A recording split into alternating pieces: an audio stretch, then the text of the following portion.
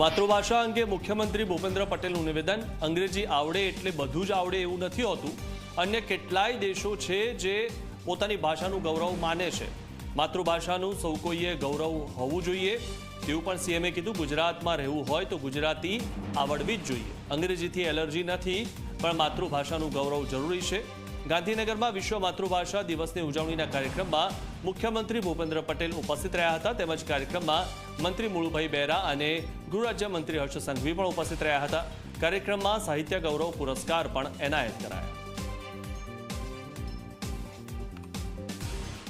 આજે તમે જુઓ ઘણા બધા એવા દેશ છે કે જે પોતાની ભાષામાં કોઈ પણ જગ્યાએ જાય તો એમની ભાષામાં જ વાત કરે।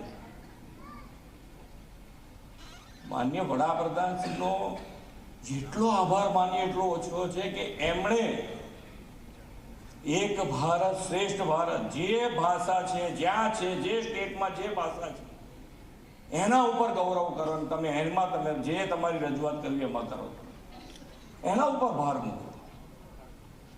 પછી એ કોઈ પણ હોઈ શકે, એ હિન્દી હોય, તમિલ હોય, ઉર્દુ હોય, જે હોય, તમારી માતૃભાષા ઉપર તમે ગૌરવ નહીં કરો। આપણે આપણી સંસ્કૃતિને પકડીને ચાલવું છે। આપણે વિરાસત બી વિકાસ બી એ માન્ય વડાપ્રધાનશ્રીનો કાર્યમંત્રને આપણે આગળ ધપાવવાનો છે। આપણી વિરાસતને ક્યાંય છોડવાની નથી, વિરાસત પકડીને આપણે ચાલવું છે। ગુજરાતી અને ગુજરાતી ભાષા, ગુજરાતમાં રહેવું હોય તો ગુજરાતી ભાષા આવડવી જોઈએ। ગુજરાતમાં રહીને ગુજરાતી ભાષા ના આવડે તો કેવી રીતે ચાલશે?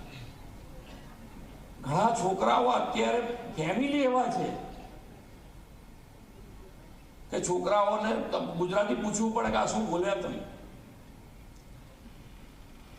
ભાષા તરીકે તમે કોઈ પણ લેંગ્વેજ તૈયાર કરાવડાવો એનો વાંધો જ નથી આપણને। ઇંગ્લિશ આવડવું જોઈએ, ઇંગ્લિશ માટેની કોઈ એવી આપણને એલર્જી નથી, ઇંગ્લિશ ભાષાની એલર્જી નથી, બીજી કોઈ ભાષાની એલર્જી નથી।